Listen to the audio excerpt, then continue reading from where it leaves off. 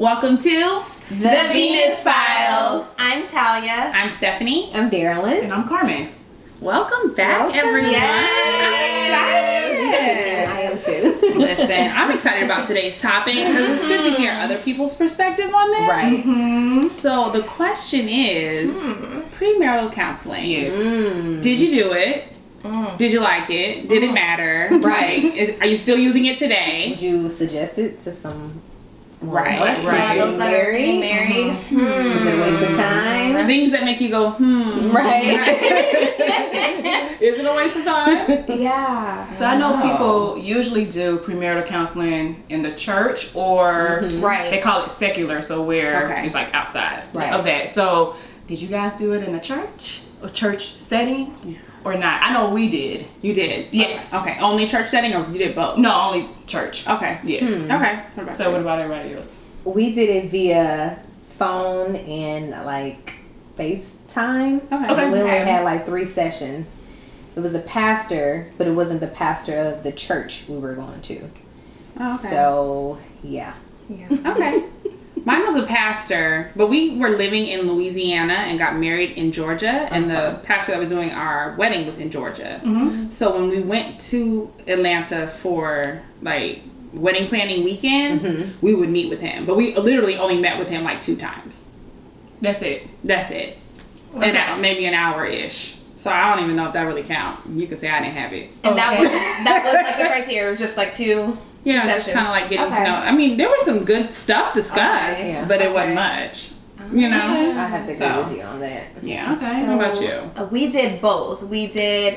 We met with Tommy's pastor from like childhood back Okay. home, and then we did like outside.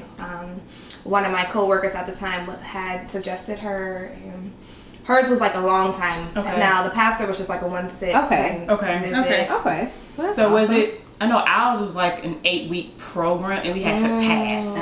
Oh really? Yeah, so What they do you look mean at pass? Like a like, test? It wasn't a test. It was more so like they talked about key issues, and Yeah. based on our responses, they would say, you know, maybe you guys need to wait or not, or it was like a course. Yeah. And so they just looked at our dynamic and how we changed from day 1 to day Okay. whatever. It was like 8 weeks. Yeah. Wow. Maybe once a week, and we had homework, and Yeah. I brought our reading materials. Okay. Good. But it was really good. I thought that other people had similar experience. Did you like that? Like, did you like the pass failed thing? I did. Good. Because I they would like took it too. so they questioned us. We did like a survey, and they matched us with a couple in the church that was That's similar. nice. So That's same good. like socioeconomic status, Yeah. same background, but then also made sure they had a certain amount of years in their marriage.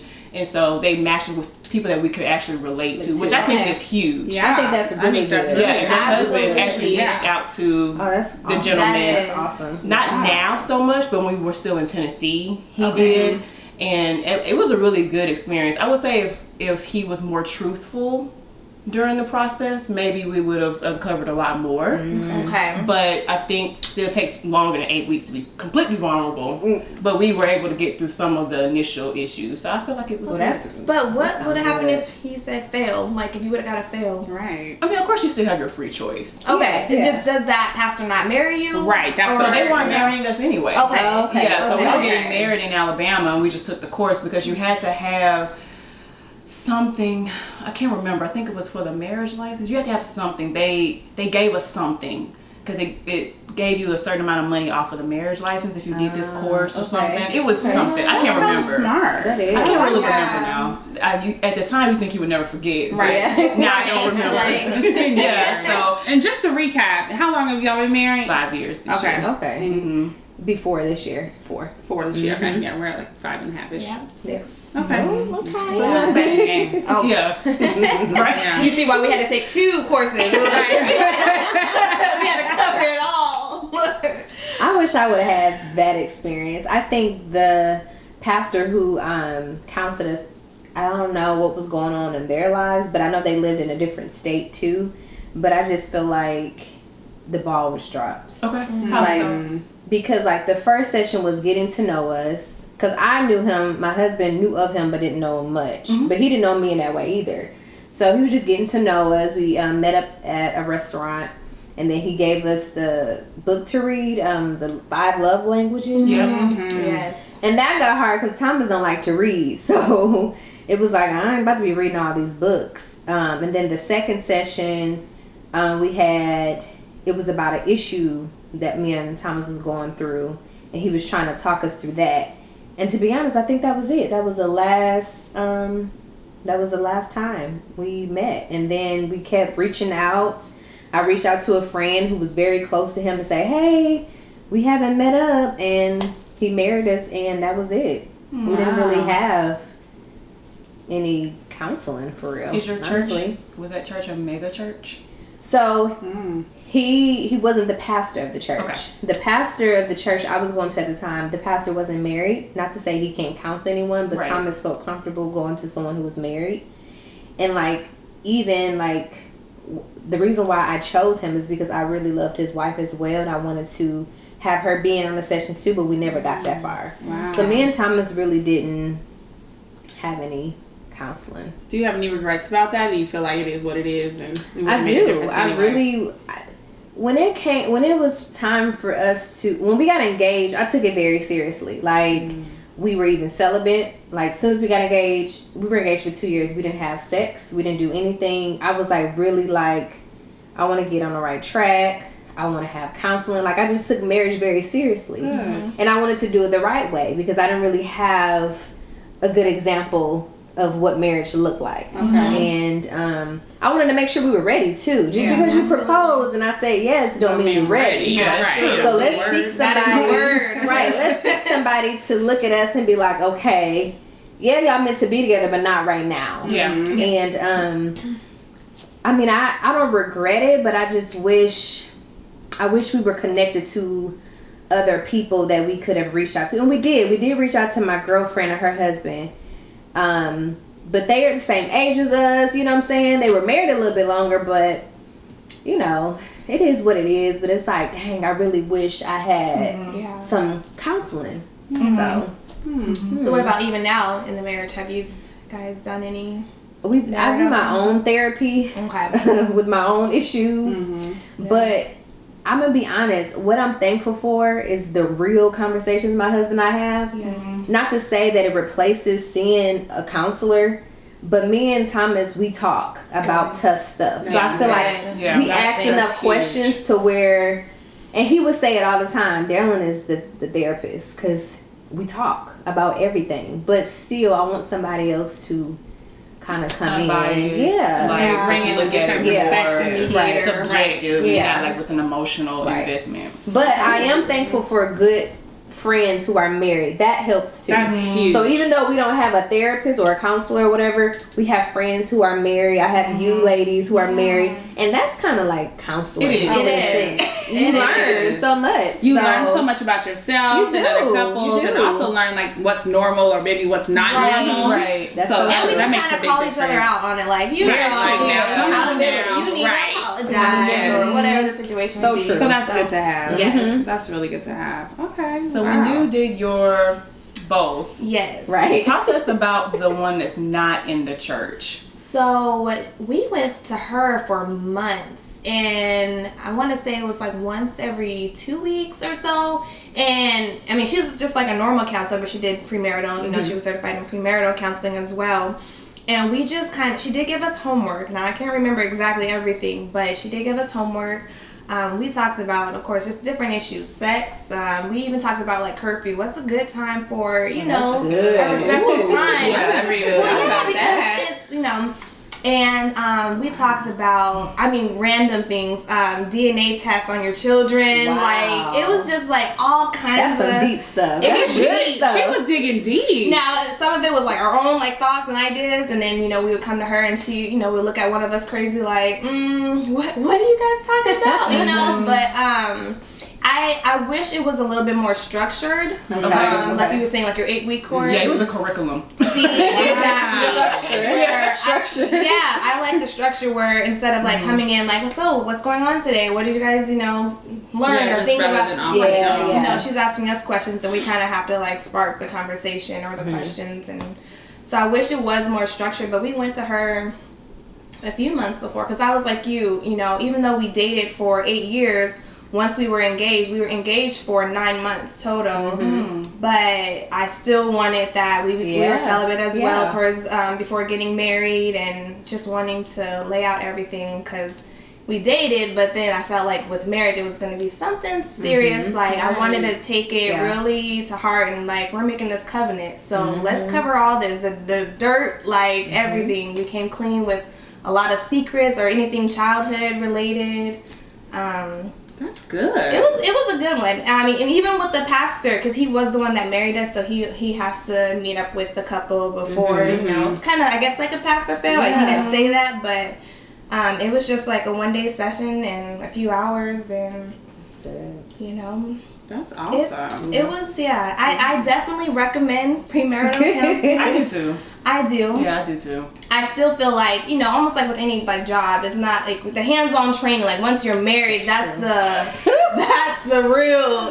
That's when the wheel works. You don't know until you know. Okay. So wow, that's really good. Yours? What I'm hearing as a trend though is the celibacy during the engagement. Yes. That's outstanding.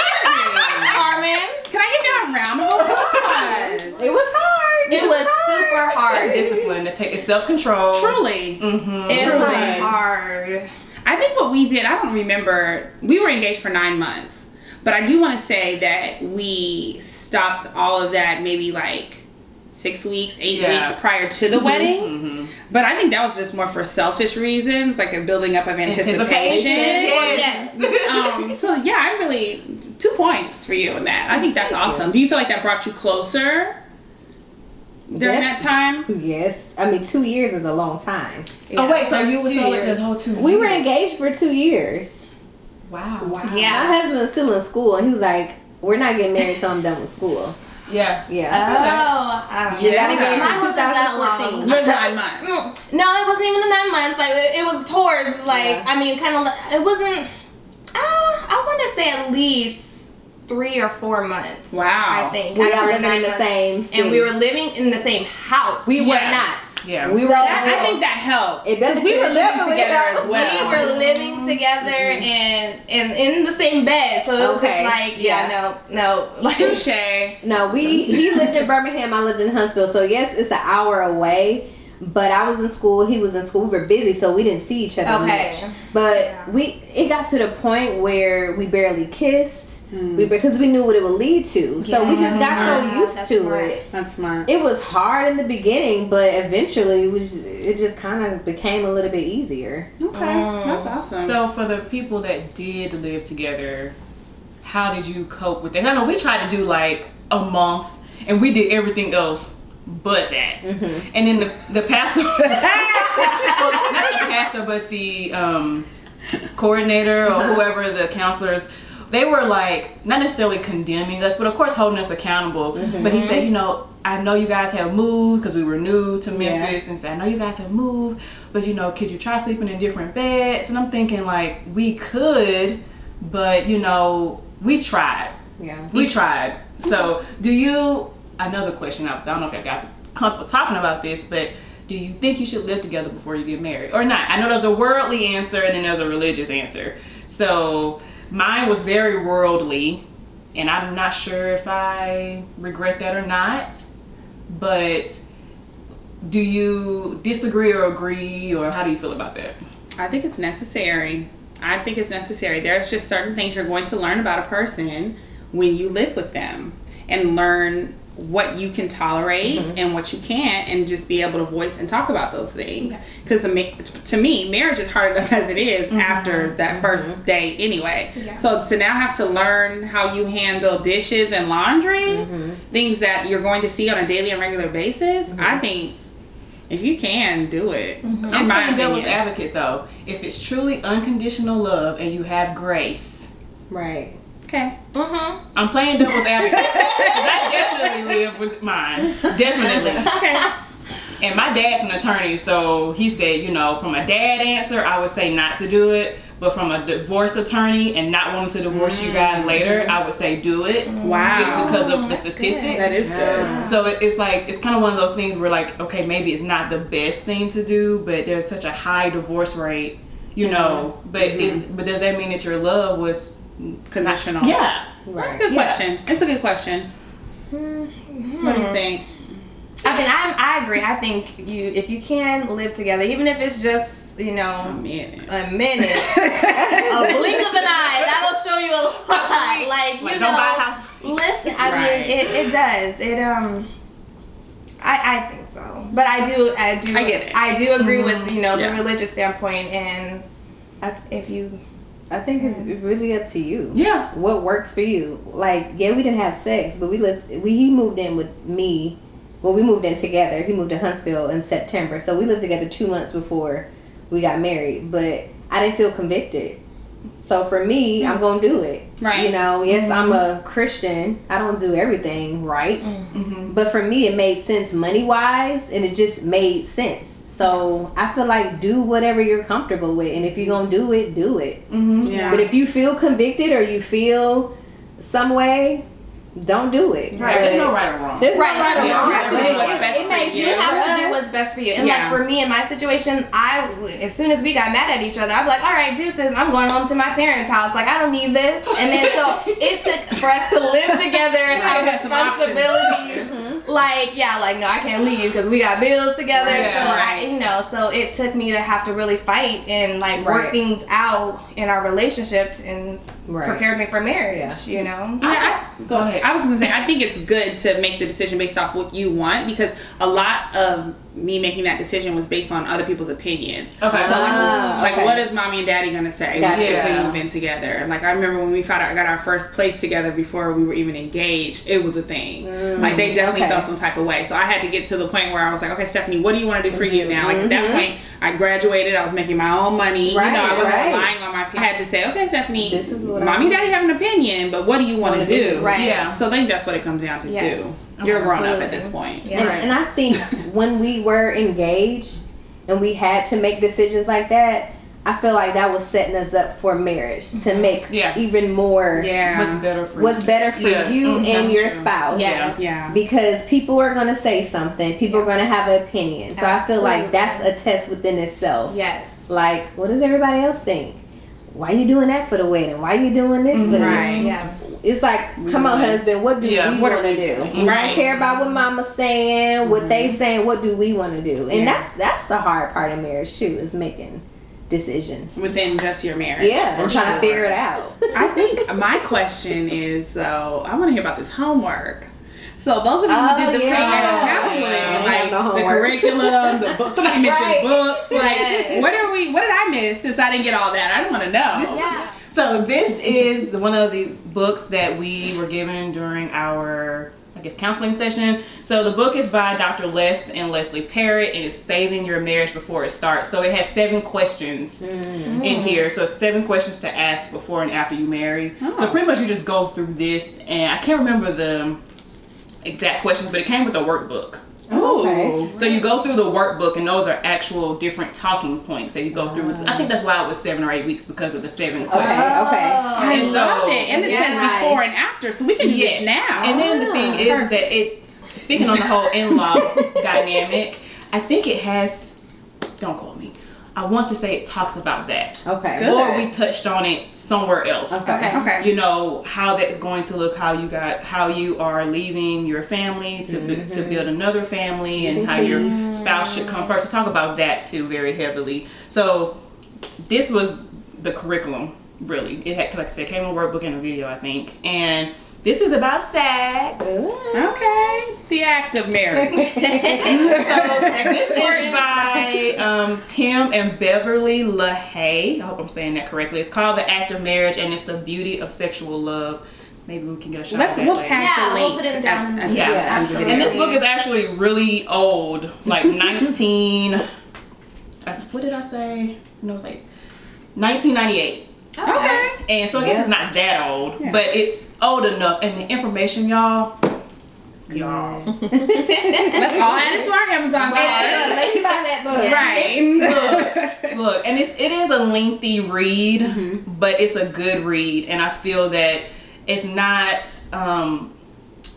it's catered toward the audience, so it's not like too like over the top where you can't understand what's going on. And then it talks about like anatomy and how you can make your first night of your honeymoon successful, not to really have expectations of orgasm, because I know like that's like the big deal. Like we all want to have orgasms every time we have sex, and while you're still learning each other's bodies, if you were sexually active, you know, before marriage or even after marriage, your body changes, your likes and desires change. So it kind of talks about that aspect of it as well as the physical aspect from an anatomical perspective. So it's a really good book. I would suggest everyone read it and keep it on your nightstand. Can I just add it to my cart right now?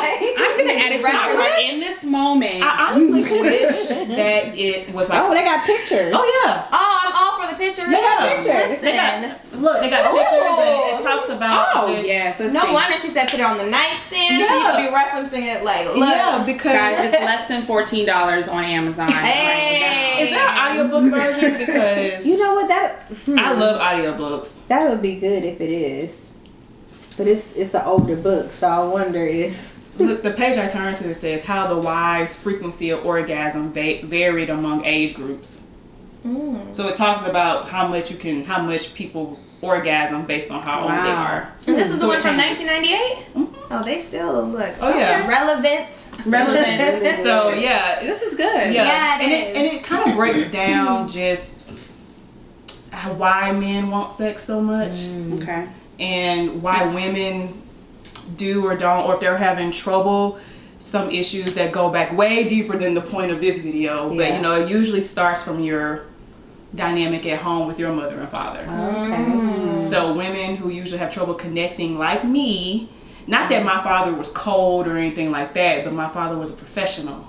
So he didn't spend a whole lot of time at home. He loved us, or loves us, but he's now, as he's gotten older, has done a better job of showing his love. And so now I feel like now I have to relearn how to be affectionate, because those are things I didn't necessarily get when I was younger.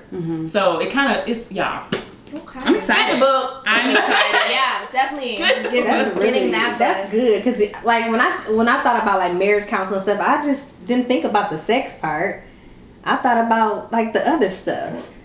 Like, I don't know. Life with your husband? Yeah, like life and marriage, but I didn't think about like the sex part and how deep it can be, like getting to know each other's bodies and how that can be an issue. Right. You know, how you were raised. I didn't think about that. I was just thinking about money. Yeah. Who's splitting? What we doing with this bill? How we gonna pay for it? Right. Who doing the dishes? Right. Yes. Who's? I didn't think about that part. But it's since this part, because they call it in the book, they don't necessarily say sex, they call it the act of marriage. So they give it like, oh, this is the only time you guys can be like truly unified as one. They make it such a beautiful thing, and I'm like, gosh, people really exploit this, because it really is a the Bible make it a beautiful thing too. And I'm just like, dang. So like it's. Thank you. That's really I'm good. excited about it. Speaking of just like sex and, you know, even like who's doing the dishes, you mentioned the 5 love languages. How important do you think that is in a marriage? Do you guys, are you guys like buy it? Like, I buy it. I think it's legit, because we took the quiz before marriage, and then we took it maybe sometime last year as our dynamic changed, and I noticed that my love languages changed.